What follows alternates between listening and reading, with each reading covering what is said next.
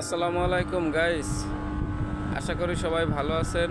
আমিও আপনাদের দোয়ায় ভালো আছি।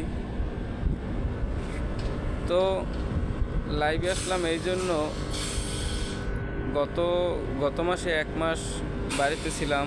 1 মাস ছুটি কাটানোর পরে যখন কালকে জাহাজে আসলাম, তখন ভুলে কিছু কেনাকাটা করতে পারি নাই। এজন্য আজকে বিকালে আবার এখন কিনারে নামার জন্য যাচ্ছি। তো গাইজ, জাহাজ থেকে নামার পরে আইসে এখানে দাঁড়াই আছি। তো দাঁড়ানোর পরে নৌকো পাইতেছি না, নৌকার জন্য অপেক্ষা করতেছি। নৌকো ডাক দিছি, নৌকা আসতেছে না।